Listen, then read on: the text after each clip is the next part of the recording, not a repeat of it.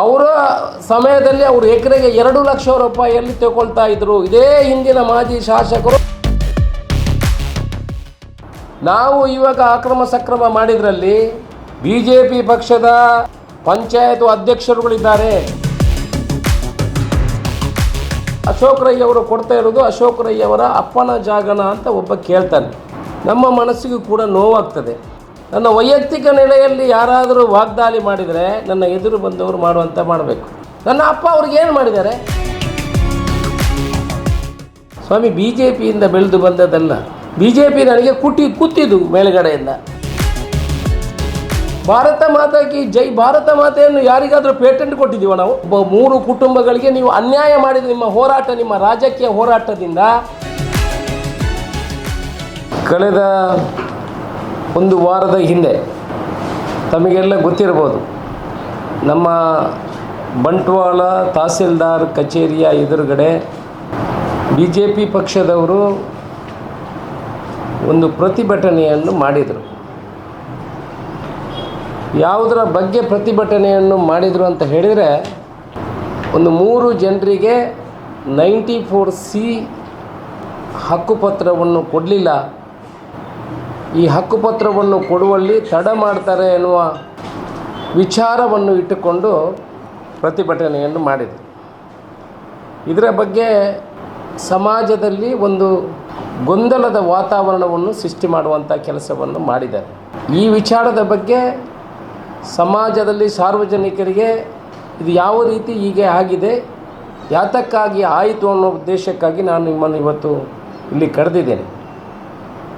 2020ರಲ್ಲಿ ಈ 3 ಜನ ಅರ್ಜಿ ಕೊಟ್ಟಿದ್ದಾರೆ. 2020ರಲ್ಲಿ ಈ 3 ಜನ ಅರ್ಜಿ ಕೊಟ್ಟಿದ್ದಾರೆ. ಅಕ್ರಮ ಸಕ್ರಮಕ್ಕೆ 94Cಗೆ ಅರ್ಜಿ ಕೊಟ್ಟಿದ್ದಾರೆ. 2023ರವರೆಗೆ ಇದೇ ಈ ಹಿಂದಿನ ಶಾಸಕರು ಇಲ್ಲಿ ಶಾಸಕರಾಗಿದ್ದರು, ಮಾಜಿ ಶಾಸಕರು ಇಲ್ಲಿ ಶಾಸಕರಾಗಿದ್ದರು. ಅವರು 3 ವರ್ಷದಲ್ಲಿ ಇವರಿಗೆ 94Cಯನ್ನು ಮಾಡಿಕೊಡಲಿಲ್ಲ. ನಿರಂತರವಾಗಿ ಅವರ ಕಚೇರಿಗೆ ಇವರು ಓಡಾಟ ಮಾಡುವಂಥ ಕೆಲಸವನ್ನು ಮಾಡಿದರೂ ಕೂಡ ಅವರು 94Cಯನ್ನು ಅವರಿಗೆ ಮಾಡಿಕೊಡಲಿಲ್ಲ. 14/5/2026ರಂದು 1 ವಾರದ ಮೊದಲು ನನ್ನ ಕಚೇರಿಗೆ ಅವರು ಬಂದಿದ್ದರು. 14/5/2026ರಂದು ಅವರಿಗೆ ನಾವು 94Cಯನ್ನು ಮಾಡಿಕೊಡುವಂಥ ಕೆಲಸವನ್ನು ಮಾಡಿದೆವು. ಅದು 94C ಮಾಡಿ ಅಕ್ರಮ ಸಕ್ರಮ ಆಗಲಿ 94C ಆಗಲಿ ಅದಕ್ಕೆ ಸರ್ಕಾರದ ಸುತ್ತೋಲೆನೇ ಇದೆ.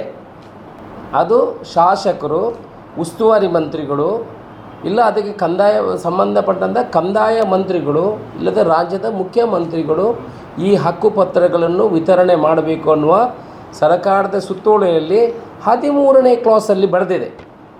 ಈ ಹಿಂದಿನ ಮಾಜಿ ಶಾಸಕರುಗಳಲ್ಲಿ ಹೋಗಿ ಮಾತಾಡಿದಾರಲ್ಲ, ಇವರಿಗೆ ಸರ್ಕಾರದ ಸುತ್ತೋಲೆ ಬಗ್ಗೆ ಯಾವುದೇ ಮಾಹಿತಿಗಳು ಇಲ್ವಾ?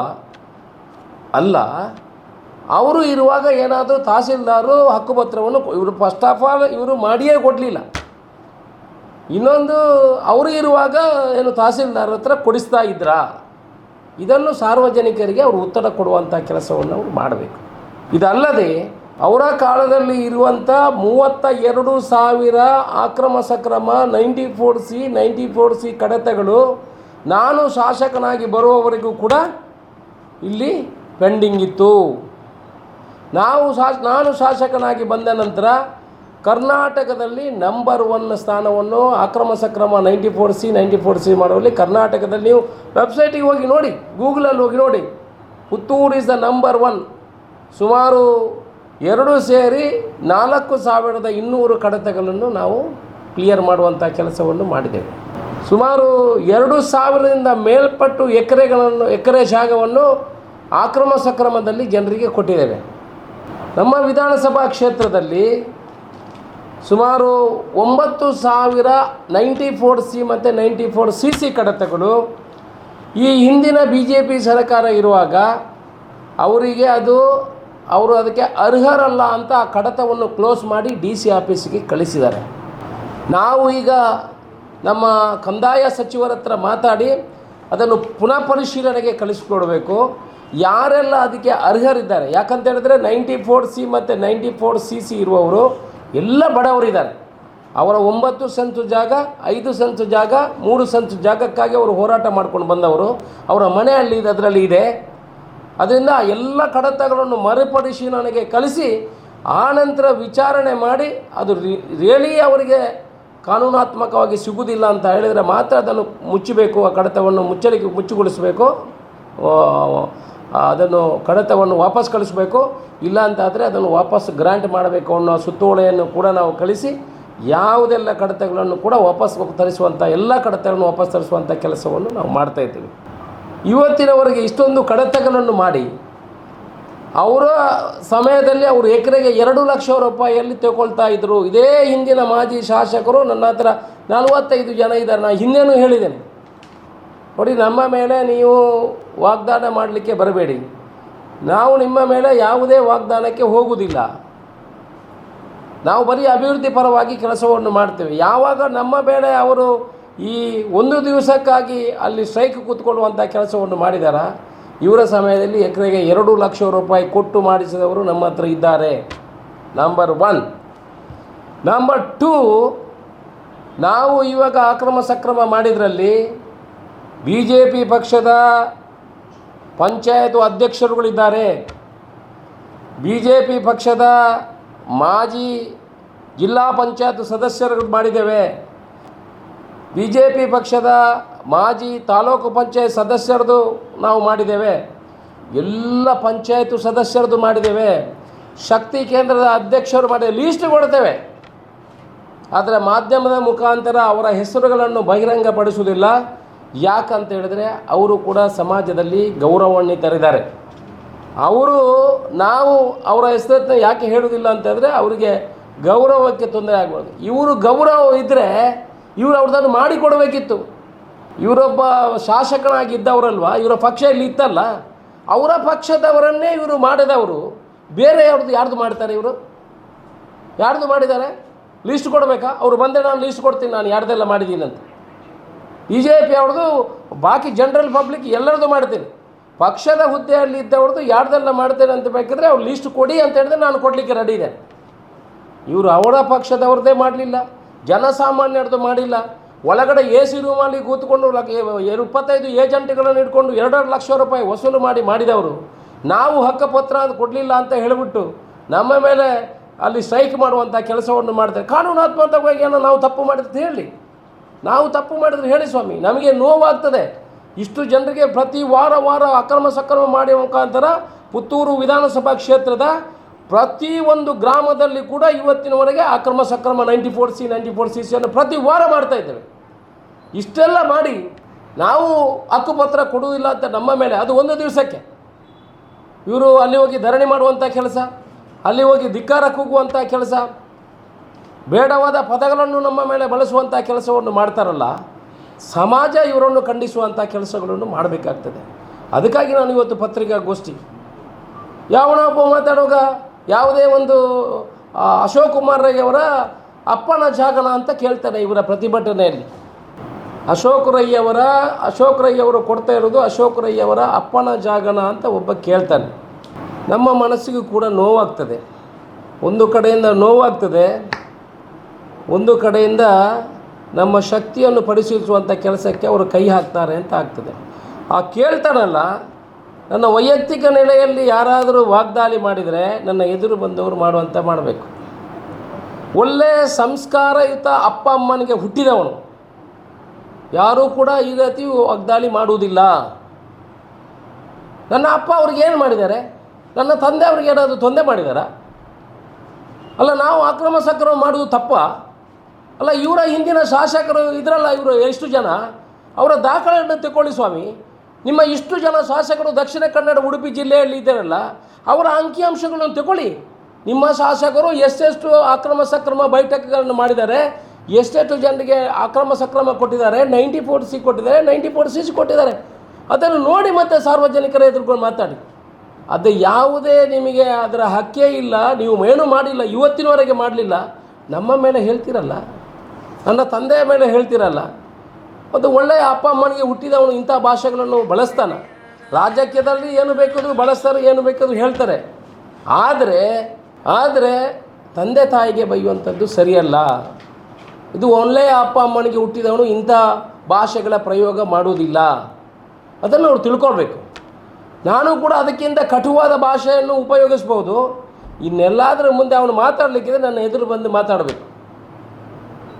ನಾನು ಕಟುವಾದ ಭಾಷೆಗಳನ್ನು ಬಳಕೆ ಮಾಡಲಿಕ್ಕೆ ಹೋಗುವುದಿಲ್ಲ, ಯಾಕಂದರೆ ಸಾರ್ವಜನಿಕವಾಗಿ ಒಂದು ಜನಪ್ರತಿನಿಧಿ ಆದ್ದರಿಂದ ನಾನು ಕಟುವಾದ ಭಾಷೆಯನ್ನು ಬಳಸಲಿಕ್ಕೆ ಹೋಗುವುದಿಲ್ಲ. ಅದು ಒಳ್ಳೆಯ ಸಂದೇಶ ಅಲ್ಲ. ಇನ್ನು ನಿಮ್ಮ ಮಾಧ್ಯಮದ ಮುಖಾಂತರ ಅವರಿಗೆ ವಿಚಾರವನ್ನು ತಿಳಿಸುವಂಥ ಪ್ರಯತ್ನವನ್ನು ಮಾಡ್ತಾಯಿದ್ದೇನೆ. ನಮ್ಮ ವಿಧಾನ ಪರಿಷತ್ತಿನ ಸದಸ್ಯರಾದಂಥ ನನ್ನ ಆತ್ಮೀಯರು ಆಗಿರುವಂಥವರು ಒಂದು ಎರಡು ವಿಚಾರಗಳನ್ನು ಹೇಳಿದ್ದಾರೆ. ಅಶೋಕ್ ಕುಮಾರ್ ಅವರು ಬಿ ಜೆ ಪಿಯಿಂದ ಬೆಳೆದು ಬಂದವರು. ಸ್ವಾಮಿ, ಬಿ ಜೆ ಪಿಯಿಂದ ಬೆಳೆದು ಬಂದದ್ದಲ್ಲ, ಬಿ ಜೆ ಪಿ ನನಗೆ ಕೂತಿದ್ದು ಮೇಲುಗಡೆಯಿಂದ. ಬಿ ಜೆ ಪಿಯವರು ನನ್ನನ್ನು ತುಳಿಯುವಂಥ ಕೆಲಸ ಮಾಡಿದ್ದಾರೆ. ಹೌದು, ಬಿ ಜೆ ಪಿಯಲ್ಲಿ ಇದ್ದೆ ನಾನು, ಅವರು ಕೂಡ ನನ್ನ ಆತ್ಮೀಯರಾಗಿದ್ದರು. ಆದರೆ ಅವರಿಗೆ ನಾನು ವಿನಂತಿ ಮಾಡಿಕೊಳ್ಳೋದು, ದಯಮಾಡಿ ಪುಸ್ತಕ ಓದುವ, ಪೇಪರ್ ಓದುವ, ಮಾಹಿತಿಗಳನ್ನು ತಿಳ್ಕೊಳ್ಳುವಂಥ ಕೆಲಸಗಳನ್ನು ನೀವು ಮಾಡಬೇಕು. ವಿಧಾನ ಪರಿಷತ್ ಸದಸ್ಯರು ಹಿಂದೆ ಹೇಗೋ ನಡೀತಿತ್ತು, ಈಗ ಸ್ವಲ್ಪ ಓದಿ ಸ್ವಾಮಿ, ಓದಿ ತಿಳ್ಕೊಂಡು ಮಾಡಿ. ನಾನು ಉದ್ಯಮ ಮಾಡಿದ್ದೀನಿ, ಟ್ಯಾಕ್ಸ್ ಕಟ್ಟಿದ್ದೀನಿ, ವ್ಯಾಪಾರ ಮಾಡಿದ್ದೀನಿ, ಕೆಲಸ ಕೊಟ್ಟಿದ್ದೀನಿ, ಸಮಾಜ ಸೇವೆ ಮಾಡ್ಕೊಂಡು ಬಂದೀನಿ ನಾನು ಉದ್ಯಮ ಬೆಳೀಲಿಕ್ಕೆ. ಎರಡನೇದು ಹೇಳಿದ್ದಾರೆ, ಅವರು ಭಾರತ ಮಾತಾ ಕಿ ಜೈ ಅಂತ ಹೇಳ್ತಾರೆ, ಮೋದಿಜಿಗೆ ಬೈತಾರೆ ಅಂತ. ಏನು ವಿಚಾರಗಳು? ಭಾರತ ಮಾತಾ ಕಿ ಜೈ, ಭಾರತ ಮಾತೆಯನ್ನು ಯಾರಿಗಾದರೂ ಪೇಟೆಂಟ್ ಕೊಟ್ಟಿದ್ದೀವ ನಾವು? ನಾವು ಭಾರತದವರು, ನಮ್ಮ ಭಾರತ ಮಾತೆ ಅಂದರೆ ನಮ್ಮ ತಾಯಿ, ಅದನ್ನು ಕಾಂಗ್ರೆಸ್ ಪಕ್ಷದವರು ಹೇಳಬಾರ್ದಂತ ಯಾರಾದರೂ ಪೇಟೆಂಟ್ ಕೊಟ್ಟಿದ್ದೀವ? ನಾವೆಲ್ಲ ಭಾರತೀಯರು ಸ್ವಾಮಿ, ನಮಗೆಲ್ಲ ಹಕ್ಕಿದೆ ಭಾರತ ಮಾತೆಗೆ ಜೈ ಅಂತ ಹೇಳಲಿಕ್ಕೆ. ನಮ್ಮ ಉಸಿರಿರುವಾಗ ನಾವು ಭಾರತ ಮಾತೆಗೆ ಜೈ ಅಂತ ಹೇಳ್ತೀವಿ. ನಮ್ಮ ಉಸಿರಿರುವಾಗ ಹಿಂದೂ ಧರ್ಮ ನನ್ನ ಧರ್ಮ ಅಂತ ಹೇಳ್ತೀನಿ. ನಾನು ಬಿಡುವುದಿಲ್ಲ, ಅದನ್ನು ಬಿಡಲಿಕ್ಕೆ ಸಾಧ್ಯವೇ ಇಲ್ಲ. ಆದರೆ ಇನ್ನೊಬ್ಬರ ಧರ್ಮವನ್ನು ಹೀಯಾಳಿಸುವಂಥ ಕೆಲಸ ನಾವು ಮಾಡೋದಿಲ್ಲ. ಈ ದೇಶದಲ್ಲಿ ಬಾಳಲಿಕ್ಕೆ ಎಲ್ರಿಗೂ ಅವಕಾಶ ಇದೆ. ಭಾರತ ಮಾತೆಗೆ ಜೈ ಅಂತ ಹೇಳ್ತಾರೆ ಅಂತ ಹೇಳಿದ್ರೆ ಹೌದು, ಹೇಳ್ತೇವೆ. ಶ್ರೀಮಾನ್ ನರೇಂದ್ರ ಮೋದಿಯವರನ್ನು ವೈಯಕ್ತಿಕವಾಗಿ ಎಲ್ಲಿ ಕೂಡ ದೂಷಣೆ ಮಾಡಲಿಲ್ಲ. ನರೇಂದ್ರ ಮೋದಿಯವರಿಗೆ ಗೌರವ ಕೊಟ್ಟು ಮಾತಾಡಿದ್ದೀವಿ. ಈ ದೇಶದ ಪ್ರಧಾನಿ ಅಂತಂದರೆ ಯಾರಾಗಲಿ ಪಕ್ಷ, ಜನ ಅವರನ್ನು, ಇಡೀ ದೇಶದ ಜನ ಅವರನ್ನು ಆಯ್ಕೆ ಮಾಡಿದ್ದಾರೆ. ಗೌರವ ಕೊಡಲಿಕ್ಕೆ ನಮಗೆ ಗೊತ್ತಿದೆ. ನಾವು ಎಲ್ಲಿಯೂ ದೇಶದ ಪ್ರಧಾನಿಯನ್ನು ಬಿಡ್ಕೊಳ್ಳುವಂಥ ಕೆಲಸಗಳಿಲ್ಲ ನಮ್ಮ ದೇಶ ಬಂದ ಅಂತಾಗ. ಆದರೆ ದೇಶದಲ್ಲಿ ಆಗುವ ತೊಂದರೆಗಳೇನಿದೆ, ಈಗ ನೀಟಲ್ಲಿ ತೊಂದರೆ ಆಗಿದೆ, ಅದನ್ನು ನಾವು ಹೇಳುವಂಥ ಕೆಲಸಗಳು ಮಾಡಬೇಕಲ್ಲ, ಜನರಿಗೆ ತಿಳಿಸುವಂಥ ಕೆಲಸವನ್ನು ಮಾಡಬೇಕಲ್ಲ. ನಾವೆಲ್ಲಾದರೂ ನರೇಂದ್ರ ಮೋದಿಗೆ ಬೇಡದ ಪದಗಳನ್ನು, ಶ್ರೀಮಾನ್ ನರೇಂದ್ರ ಮೋದಿಯವರಿಗೆ ಬೇಡದ ಪದಗಳನ್ನು ನಾವು ಬಳಸಿದೀವ? ಎಲ್ಲಿ ಬಳಸಿಲ್ಲ. ನೀಟಿನಲ್ಲಿ ತೊಂದರೆ ಆಗಿದೆ ಅಂತ ಹೇಳಿದ್ದೇವೆ, ಆಗಿದೆ, ನೀಟಿನಲ್ಲಿ ತೊಂದರೆ ಆಗಿದೆ. ಅದೇ ನಮ್ಮ ಕಾಂಗ್ರೆಸ್ ಪಕ್ಷ ಅಧಿಕಾರದಲ್ಲಿದ್ದರೆ ಈಗ ಎಜುಕೇಷನ್ ಮಿನಿಸ್ಟ್ರು ಅವರನ್ನು ರಾಜೀನಾಮೆ ಕೇಳ್ತಾ ಇರಲಿಲ್ವಾ? ನಾವು ಕೇಳಿದ್ದೀವ ರಾಜೀನಾಮೆ ಕೊಡಿ ಅಂತ? ಅವರೇ ಕೊಡಬೇಕಿತ್ತು. ಶ್ರೀಮಾನ್ ನರೇಂದ್ರ ಮೋದಿಯವರೇ ಸೆಂಟ್ರಲ್ ಎಜುಕೇಷನ್ ಮಿನಿಸ್ಟ್ರಿ ಯಾರಿದ್ದಾರೆ ಅವರ ಹತ್ರ ರಾಜೀನಾಮೆ ಕೊಡಿಸ್ಬೇಕಿತ್ತು. ಆನಂತರ ಇನ್ನೊಂದು ಪದಗಳನ್ನು ನನ್ನ ಆತ್ಮೀಯರು ಕಿಶೋರ್ ಬೊಟ್ಟೋಡಿ ಅವರು ಬಳಕೆ ಮಾಡಿದ್ದಾರೆ. ಉಪ್ಪಿನಂಗಡಿಯಲ್ಲಿ 352 ಕೋಟಿ ರೂಪಾಯಿಯ ಒಂದು ದೇವಸ್ಥಾನದ ಪ್ರಾಜೆಕ್ಟನ್ನು ಮಾಡ್ತಾ ಇದ್ದಾರೆ. ಅದು ಪ್ರಸಾದಮ್ ಸ್ಕೀಮಲ್ಲಿ ಬಂದಿರುವುದು ಅಂತ. ನಾನು ಇದಕ್ಕೆ ಹೇಳೋದು, ಸ್ವಾಮಿ, ನೀವು ಬಜೆಟ್ ಪುಸ್ತಕವನ್ನು ಓದಿ, ನನ್ನ ಆತ್ಮೀಯರಾದ ಕಿಶೋರ್ ಬೊಟ್ಟೋಡಿ ಅವರೇ, ಸ್ಟಡಿ ಮಾಡಿ, ಸುಮ್ಮನೆ ಹೇಳುವುದಲ್ಲ. ಈಗ ಮುಂದಿನ ಥರಲ್ಲ, ನೀವೀಗ ವಿಧಾನ ಪರಿಷತ್ ಸದಸ್ಯರು. ಮುಂದೆ ಏನೋ ಆಗ್ತಿತ್ತು ಹಿಂದೆ, ಈಗ ಆಗಲ್ಲ. ಸ್ವಲ್ಪ ಓದಿ. ಪ್ರಸಾದಮ್ ಯೋಜನೆ ಕೇಂದ್ರ ಸರ್ಕಾರ ಮಾಡಿ ಜನರನ್ನು ಮಂಗ ಮಾಡಿದೆ. ಇಡೀ ದೇಶದಲ್ಲಿ ನೀವೇ ಕೊಟ್ಟಿದ್ರಿ. ನಾವು ಸುಳ್ಯದ ಪ್ರಸಾದಮ್ ಸ್ಕೀಮಲ್ಲಿ ಸುಳ್ಯದ ದೇವಸ್ಥಾನವನ್ನು ಸೇರಿದ್ದೀವಿ. ಯಾವ ದೇವಸ್ಥಾನದ? ಮಲ್ಲಿಕಾರ್ಜುನ ದೇವಸ್ಥಾನಕ್ಕೆ ಕಳಿಸಿದ್ದೀವಿ. ಪುತ್ತೂರು ಮಹಾಲಿಂಗೇಶ್ವರ ದೇವಸ್ಥಾನಕ್ಕೆ ನಾನು ಕಳಿಸಿದ್ದೆ. ಉಪ್ಪಿನಂಗಡಿ ಸಹಸ್ರಲಿಂಗೇಶ್ವರ ದೇವಸ್ಥಾನಕ್ಕೆ ನಾನು ಕಳಿಸಿದ್ದೆ. ನಾನು ಎಲ್ಲರ ಹತ್ರ, ನಿಮ್ಮ ಬ್ರಿಜೇಶ್ ಶೆಟ್ಟರ್ ಹತ್ರ ಕೂಡ ನಾನು ಹೇಳಿದ್ದೆ, ಸ್ವಾಮಿ ಒಂದು ದೇವಸ್ಥಾನಕ್ಕೆ ಕೊಡಿಸಿ ಬಂತ. ನೀವು ಅಲ್ಲಿ ನಾವು ಕರ್ನಾಟಕ ಸರ್ಕಾರದ ಬರುವಂಥ 352 ಕೋಟಿ ರೂಪಾಯಿ ಅದು ಪ್ರಸಾದಮ್ ಸ್ಕೀಮು, ಅದರಿಂದ ಅಶೋಕ್ ರೈ ಅವರು ಅವರ ಫ್ಲೆಕ್ಸನ್ನು ಹಾಕ್ತಾ ಇದ್ದೀರಂತ ಹೇಳ್ತಾ ಇದ್ದೀರಲ್ಲ. ದಯಮಾಡಿ ಓದಿ ಹೇಳಿ, ಸಾರ್ವಜನಿಕರಿಗೆ ತಪ್ಪು ಮಾಹಿತಿ ಕೊಡಬೇಡಿ. ಮೊದಲೇ ಮಹಾಲಿಂಗೇಶ್ವರ ದೇವಸ್ಥಾನಕ್ಕೆ ಅವತ್ತು ತೆರವುಗೊಳಿಸುವಾಗ ಬಂದು ಏನೇನೋ ಜನ ನಿಮ್ಮನ್ನು ಯಾವ ಸೋಷಿಯಲ್ ಮೀಡಿಯಾದಲ್ಲಿ ಬೈದಿದ್ದಾರೆ ಅಂತ ನಿಮಗೆ ಗೊತ್ತಿದೆ. ಆದ್ದರಿಂದ ದಯಮಾಡಿ ಇನ್ನು ಮುಂದೆ ಆದರೂ ಅದು ಪ್ರಸಾದಮ್ ಸ್ಕೀಮ್ ಅಲ್ಲ. ನೀವು ಒಂದೂ ಕೂಡ ಪ್ರಸಾದಮ್ ಸ್ಕೀಮ್ ಈ ಕರ್ನಾಟಕಕ್ಕೆ ಬಂದಿಲ್ಲ. ಯಾವುದು ಕೂಡ ಇವತ್ತಿನವರೆಗೆ ಮುಟ್ಲಿಲ್ಲ, ಗೊತ್ತಿಲ್ಲ ಇನ್ನು ಕೊಡ್ತದೆ. ಒಂದು ಬರ್ತದಂತ ಇತ್ತು, ಅದು ಮುಟ್ಲಿಲ್ಲ. ಖೇಲೋ ಇಂಡಿಯಾ ಅಂತ ಹೇಳಿದ್ರಿ, ಖೇಲೋ ಇಂಡಿಯಾದಲ್ಲಿ ನಮ್ಮ ಗ್ರೌಂಡನ್ನು ಕಳಿಸಿ 24 ಕೋಟಿಗೆ, ಬೇರೆ ಬೇರೆ ಜೂನಿಯರ್ ಕಾಲೇಜಿದ್ದ ಗ್ರೌಂಡನ್ನು ಕಳಿಸಿದೆ. ಒಂದಾದರೂ ಕೊಟ್ಟರೆ ಸ್ವಾಮಿ ಖೇಲೋ ಇಂಡಿಯಾದಲ್ಲಿ? ಒಂದಾದರೂ ಕೊಟ್ಟರೆ ಆಯ್ತು, ಕೊಡಿ, ಒಂದಾದರೂ ಕೊಡಿಸಿ. ಇನ್ನಾದರೂ ನಾನು ಡೆಲ್ಲಿಗೆ ಹೋಗಿ ಕೇಳಿದೆ, ಇವತ್ತಿನ ಖೇಲೋ ಇಂಡಿಯಾ ಒಂದು ಇಲ್ಲ, ಪ್ರಸಾದಮ್ ಸ್ಕೀಮ್ ಒಂದೇ ಇಲ್ಲ. ಬ್ರಿಜೇಶ್ ಶೌಟ್ ಅವರು ಬಂದು ಯಾಕೆ ಮಾತಾಡಿದ್ದಾರೆ ಅಂತ ಗೊತ್ತಿಲ್ಲ. ನಾನು ಬ್ರಿಜೇಶ್ ಶೌಟ್ ಅವರು ಪಾಪ ಸ್ವಲ್ಪ ಓದ್ತಾರೆ, ಸ್ವಲ್ಪ ಅನುಭವಿ, ಅಂದರೆ ಸ್ವಲ್ಪ ಅಟ್ಲೀಸ್ಟ್ ನಾಲೆಜ್ಯುತ ಮನುಷ್ಯ ಅಂತ ನನಗೆ ಅವರ ಮೇಲೆ ಗೌರವವಿತ್ತು. ಯಾಕೆ ಬಂದು ಮಾತಾಡಿದ್ದಾರೆ ಅಂತ ನನಗೆ ಗೊತ್ತಿಲ್ಲ. ಅವ್ರಿಗೆ ಗೊತ್ತಿದೆ ಸರ್ಕ್ಯುಲರ್ ಪ್ರಕಾರ ಹೀಗೇ ಕೊಡಬೇಕಂತ ಅವ್ರಿಗೆ ಗೊತ್ತಿದೆ. ಪಕ್ಷದ ಒತ್ತಡಕ್ಕೆ ತಂದು ಮಾತಾಡಿದಾರ ಅಂತ ಗೊತ್ತಿಲ್ಲ. ಬ್ರಿಜೇಶ್ ಶೌಟ್ರ ಬಗ್ಗೆ ನಾನು ಈಗ ಏನನ್ನೂ ಮಾತಾಡಲಿಕ್ಕೆ ಹೋಗೋದಿಲ್ಲ. ಮಾತಾಡಬೇಕಿದ್ರೆ ನನ್ನ ಹತ್ರ ಪ್ರಶ್ನೆಗಳ ಸುರಿಮಾಳೆ ಇದೆ, ನಾನು ಹಾಕಲಿಕ್ಕೆ ಹೋಗೋದಿಲ್ಲ. ಅವರು ಅಭಿವೃದ್ಧಿ ಪರವಾಗಿ ಕೆಲಸವನ್ನು ಮಾಡುವಂಥದ್ದು ನಮ್ಮ ಧರ್ಮ. ನಮ್ಮನ್ನು ಜನ ಯಾಕೆ ಕಳಿಸ್ತಾರೆ ಅಂತ ಹೇಳಿದ್ರೆ, ನೀವು ಅಭಿವೃದ್ಧಿ ಮಾಡಿ, ನೀವು ಕಾಂಗ್ರೆಸ್ BJP ಅಂತ ತಿಕ್ಕಾಟ ಮಾಡಬೇಡಿ ಅಂತ ಜನ ಹೇಳ್ತಾರೆ. ನಾನು ಕೂಡ ಇವತ್ತು ಪ್ರಶ್ನೆ ಮಾಡಿದ ಉದ್ದೇಶ ಏನಂತ ಹೇಳಿದ್ರೆ, ಜನಗಳಿಗೆ ಮಾಹಿತಿ ಹೋಗಬೇಕು, ತಿಳಿಬೇಕು. ಬ್ರಿಜೇಶ್ ಶೌಟ್ ಅವರೇ, ನೀವು ವಿದ್ಯಾವಂತರು, ಗೊತ್ತಿದ್ದವರು ಅಂತ ನಾನು ತಿಳ್ಕೊಂಡಿದ್ದೀನಿ. ಅದನ್ನು ತಿರುಗಿ ಮುಂದುವರಿಸುವಂಥ ಪುತ್ತೂರಿನ ದಕ್ಷಿಣ ಕನ್ನಡ ಜಿಲ್ಲೆಯ ಅಭಿವೃದ್ಧಿಗೆ ನೀವು ಪ್ರಯತ್ನವನ್ನು ಮಾಡಿ. ನಮಗೆ ಮಾಣಿಯಿಂದ ಸಂಪಾಜವರೆಗೆ NHAಯಲ್ಲಿ ರಸ್ತೆ ಬೇಕು, ಅಷ್ಟೇ ಹೇಳ್ತೀನಿ. ದಯಮಾಡಿ ಅದನ್ನು ಸ್ಪೀಡಪ್ ಮಾಡಿ. ನಾನು ಮಾಡ್ತಾ ಇದ್ದೇನೆ, ನೀವು ಸ್ಪೀಡಪ್ ಮಾಡಿ. ನಾವು ಜೊತೆಯಲ್ಲಿ ಕೆಲಸ ಮಾಡುವ, ಪುತ್ತೂರಿನ ಅಭಿವೃದ್ಧಿ ಮಾಡುವ. ಜನರು ಅಭಿವೃದ್ಧಿ ಪರ ಯಾರು ಇದೆ ಅವರಿಗೆ ಆಶೀರ್ವಾದ ಮಾಡಲಿ, ತೊಂದರೆ ಏನಿಲ್ಲ. ನಾನು ನಿಮ್ಮ ಬಗ್ಗೆ ಏನು ಹೆಚ್ಚು ಮಾತಾಡಲಿಕ್ಕೆ ಹೋಗೋದಿಲ್ಲ. ನೀವು ಕೂಡ ದಯಮಾಡಿ ಮುಂದಿನ ದಿವಸಗಳಲ್ಲಿ ನೋಡಿಕೊಂಡು, ಸಾಧಕ ಬಾಧಕ ನೋಡಿಕೊಂಡು, ನನ್ನ ತಪ್ಪಿದರೆ ಹೇಳಿ, ನಾನು ತಪ್ಪು ಮಾಡಿದರೆ ಹೇಳಿ. ನಾನು ಅಕ್ರಮ ಸಕ್ರಮ 94CC 94CL ಏನೋ ತಪ್ಪು ಮಾಡಿದರೆ ಹೇಳಿ, ನೀವು ಹೋರಾಟ ಮಾಡಿ. ನಾನು ಕೊಟ್ಟಿಲ್ಲ ಅಂತಾದರೆ ಅವ್ರಿಗೆ ಬೇಕಾಗಿ ಇಟ್ಟಿದೆ ಅಂತ ತಿಳ್ಕೊಳ್ಳಿ. ಈಗ ಇವರು ಹೋರಾಟ ಮಾಡಿದ್ರಿಂದ ಈ ಮನುಷ್ಯನಿಗೆ ಹಕ್ಕುಪತ್ರ ಕೊಡಲಿಕ್ಕೆ ಕಷ್ಟ. ಇವರು ಮಾಡಿರೋದು 2020ರಲ್ಲಿ ಅರ್ಜಿ ಕೊಟ್ಟಿದ್ದಾರೆ. 15 ವರ್ಷ ಅಲ್ಲಿ ಇರಬೇಕು, ಆದರೆ ಮಾತ್ರ 94C ಆಗೋದು. ಇನ್ನು 3 ಜನ ಇದಕ್ಕೆ ಅಬ್ಜೆಕ್ಷನ್ ಹಾಕುವ ಕೆಲಸವನ್ನು ಮಾಡಿದ್ದಾರೆ.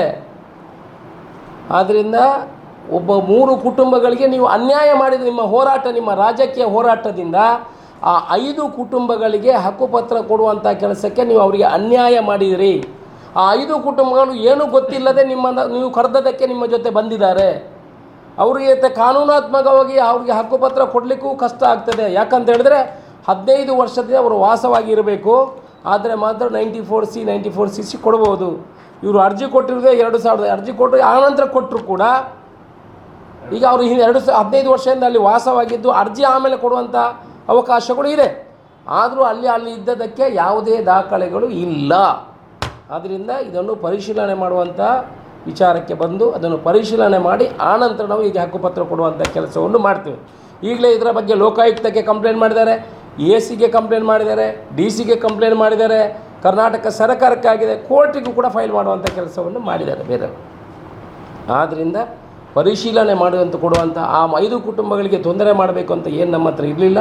ಕೊಡುವಂಥದ್ದು ನಾವು ಮುಂದೆ 1 ತಿಂಗಳ 15 ದಿವಸ ಮೊದಲೇ ಕೊಡಬೇಕಿತ್ತು. ಬಂಟ್ವಾಳ ತಹಸೀಲ್ದಾರ್ ಅವರು ನಮಗೆ 1 to 5 ಮಾಡಲಿಕ್ಕಿದೆ, ಈಗ ಅಕ್ರಮ ಸಕ್ರಮ ಬೈಠಕ್ ಮಾಡಲಿಕ್ಕೆ ಆಗೋದಿಲ್ಲ ಅಂತ ಹೇಳಿದ್ದಕ್ಕೆ ನಾವು ಒಂದು 10 ದಿವಸ ಮುಂದೆ ಹಾಕಿದ್ವಿ. ಹೊರತು ಯಾವುದೇ ಪರ್ಸನಲ್ ಇಂಟ್ರೆಸ್ಟ್ ಯಾರಿಗೂ ಕೊಡಬೇಕಂತ ಇವತ್ತು ಕೂಡ ನಾವು ಯಾವತ್ತೂ BJP ಕಾಂಗ್ರೆಸ್ ಅಂತ ನೋಡೋದೇ ಇಲ್ಲ. BJP ಕಾಂಗ್ರೆಸ್ಸು ಯಾವುದೇ ಇರಲಿ, ಯಾರು ಇಲ್ಲಿ ಬರ್ತಾರೆ ಅವ್ರದ್ದೆಲ್ಲ ಅಕ್ರಮ ಸಕ್ರಮ 94CC 94Cಗಳನ್ನು ಮುಂದಿನ ದಿವಸಗಳಲ್ಲಿ ಮಾಡ್ತೇವೆ. ಯಾರಿಗೂ ಕೂಡ ದುಡ್ಡು ಕೂಡ ಕೊಡಬೇಡಿ. ಅಧಿಕಾರಿಗಳು ನಿಮ್ಮ ಹತ್ರ ದುಡ್ಡು ಕೇಳಿದರೆ ದಯಮಾಡಿ ಅಕ್ರಮ ಸಕ್ರಮ 94C 94CCಗೆ ನಿಮ್ಮನ್ನು ದುಡ್ಡಿಗೆ ಪೀಡಿಸಿದರೆ ನನಗೆ ಕರೆ ಮಾಡಿ, ಒಂದು ಸಲ ಆಗದಿದ್ದರೂ ನನ್ನ ಹತ್ರ ಬನ್ನಿ, ಅದನ್ನು ಮಾಡಿಕೊಡುವಂಥ ಕೆಲಸವನ್ನು ಮಾಡ್ತೇನೆ ಅನ್ನೋ ಮಾತನ್ನು ಹೇಳಿ ಮಾಧ್ಯಮದ ಮೂಲಕ ಜನರಿಗೆ ನಿಜವಾದ ನ್ಯಾಯ ಏನಿದೆ ಅದನ್ನು ತಿಳಿಸುವಂಥ ಪ್ರಯತ್ನ ಮಾಡಬೇಕು ಅಂತ ನಿಮ್ಮ ಮಾಧ್ಯಮದವ್ರನ್ನ ಕರೆದಿದ್ದೀನಿ. ದುಡ್ಡು ಕೂಡ ಕಟ್ಟಿದ್ದಾರೆ, ಎಲ್ಲ ಕಟ್ಟಿ ಆದಮೇಲೆ ಅವರಿಗೆ ವಂಚನೆ ಆಗಿದೆ ಅಂತ ಅವರ ಆರೋಪ ಇರುವಂಥದ್ದು. ನೋಡಿ, ಈಗ ಅಧಿಕಾರಿಗಳು ಹಾಗಾದರೆ ಡಾಕ್ಯುಮೆಂಟ್ ನೋಡದೆ ದುಡ್ಡು ಕಟ್ಟಿಸಿದ್ದಾರೆ. ಎಂತ ಇದು? 14/5/2026 ಅವರು ದುಡ್ಡು ಕಟ್ಟಿದ್ದಾರೆ. 16ಕ್ಕೆ ಸ್ಟ್ರೈಕ್ ಮಾಡಿದ್ದಾರೆ. ಅವರು ದುಡ್ಡು ಕಟ್ಟಿರೋದು 14 ತಾರೀಕಿಗೆ. 14/5/2026 ಅವರು ರಸೀದಿ ಪಾವತಿ ಆಗಿದೆ. ಅವರು 16/5/2026 ಅವರು ಸ್ಟ್ರೈಕ್ ಮಾಡುವಂಥ ಕೆಲಸವನ್ನು ಮಾಡ್ತಾರೆ.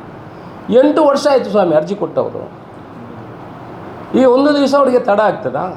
ಹಾಗೆ ಕೊಡಲಿಕ್ಕೆ ಆಗೋದಿಲ್ಲ. ನಾವು ಅಕ್ರಮ ಸಕ್ರಮ ಬೈಟೆಕ್ಕಲ್ಲೇ ಕೊಡೋದು, ಅದನ್ನು ಆ ಭಾಗದ ಜನಪ್ರತಿನಿಧಿಯೇ ಕೊಡಬೇಕು. ಈಗ ಇವರ BJP ಎಲ್ಲೆಲ್ಲಿ MLAಗಳಿದ್ದಾರೆ ಅಲ್ಲಿ ಅವರೇ ಕೊಡೋದು ತಾನೆ, ಅಲ್ಲಿ ತಹಸೀಲ್ದಾರ್ ಕೊಡ್ತಾರಾ? ಕೊಡಲಿಕ್ಕೆ ಅಧಿಕಾರ ಇಲ್ಲ, ಸುತ್ತೋಲನೆ ಇದೆ, ಅದಕ್ಕೆ ಅವರೇ ಕೊಡಬೇಕಾಗ್ತದೆ. 26ನೇ ತಾರೀಕಿಗೆ ಕರ್ನೆಯ ಬೈಠಕಲ್ಲಿ ಕೊಡ್ತೇವೆ ಅಂತ ತಿಳುವಳಿಕೆ ಪತ್ರಕ್ಕೆ ಬರೆದು ಕೊಟ್ಟಿದ್ದಾರಲ್ಲ, ಅದೇ ಅದು 20 ಬೈಠಕ್ ಆದರೆ ಅದಕ್ಕೆ ಅಬ್ಜೆಕ್ಷನ್ ಬಂದಿದೆ ಅಲ್ಲ, ಅದು ಯಾವಾಗ ಈಗ ಅಬ್ಜೆಕ್ಷನ್ ಬಂದದ್ದು? ಅದರ ನಂತರ ಅದಕ್ಕೆ ಮೊದಲು ಅದಕ್ಕೆ ನಂತರ ಅಬ್ಜೆಕ್ಷನ್ ಬಂದಿದೆ. ಅವ್ರಿಗೆ ಕೊಡಬಾರ್ದು, 15 ವರ್ಷ ಅವರಲ್ಲಿ ಇರಲಿಲ್ಲ, ಲೋಕಾಯುಕ್ತಕ್ಕೆ ಬರೆದಿದ್ದಾರೆ, ಅವರು 15 ವರ್ಷದಲ್ಲಿ ಇರಲಿಲ್ಲ, ಅದನ್ನು ಪರಿಶೀಲನೆ ಮಾಡ್ತೀವಿ. ಅವ್ರಿಗೆ ಕೊಡಬಾರ್ದು ಅಂತ ಏನಿಲ್ಲ, ನಾವು ಕೊಡಬೇಕಂತೆ ನಾನು ಅಪ್ರೂವ್ ಮಾಡಿ ಕಳಿಸಿ ಇದನ್ನು ಮಾಡಿಸಿದ್ದು ನಾವೇ ಮಾಡಿಸಿದ್ದು, ಇವರು BJP ಅವರು ಮಾಡಿದ್ದಲ್ಲ. ನಾನೇ ಫೋನ್ ಮಾಡಿ ಅವರು ಇಲ್ಲಿ ಬಂದಿದ್ದರು, ನಾನೇ ಫೋನ್ ಮಾಡಿ ತಹಸೀಲ್ದಾರಿಗೆ ಹೇಳಿದೆ, ಅಲ್ಲಿ VAಗೆ ಹೇಳಿದೆ, ಇಮಿಡಿಯೇಟ್ ನೆಕ್ಸ್ಟ್ ಮೀಟಿಂಗ್ ಅವ್ರಿಗೆ ಕೊಡಬೇಕು, ಬಡವರಿದ್ದಾರೆ ಅಂತ ನಾನೇ ಹೇಳಿರೋದು. ಅವರಿಗೆ ಮನೆ ಕಟ್ಟಲಿಕ್ಕೆ ಶೀಟು ಕೊಟ್ಟಿದ್ದೀನಿ ಈ ಹಿಂದೆ ನಮ್ಮ ಟ್ರಸ್ಟಿಂದ, ಅವರ ಮನೆ ಕಟ್ಟುವಾಗ ಸಿಮೆಂಟ್ ಕೊಟ್ಟಿದ್ದೀನಿ, ಅದೇ ಮನೆಯವರಿಗೆ. ಸುದ್ದಿ ಚಾನಲ್, ಕ್ಷಣ ಕ್ಷಣದ ಸುದ್ದಿಗಾಗಿ. ಅತ್ತೆ, ಇದು ನನ್ನ ಬರ್ಡೇ ಗಿಫ್ಟ್. ಇದೆಲ್ಲ ಜೀವನದಲ್ಲಿ ನನಗೋಸ್ಕರ ತಗೊಂಡ್ಬಂದಿದ್ದಾರೆ. ನಿನ್ ಮೇಲೆ ತುಂಬಾ ಚೆನ್ನಾಗಿ ಕಾಣುತ್ತೆ. ಇದು ತುಂಬಾ ಚೆನ್ನಾಗಿದೆ ಅಲ್ವಾ? ತುಂಬ ಚೆನ್ನಾಗಿದೆ.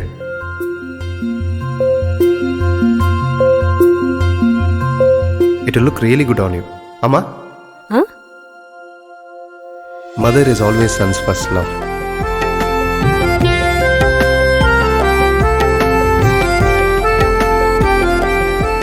ಪ್ರತಿ ಪೀಳಿಗೆಯ ಪ್ರೀತಿಯ ಮಳಿಗೆ GL ಆಚಾರ್ಯ ಜುವೆಲ್ಲರ್ಸ್.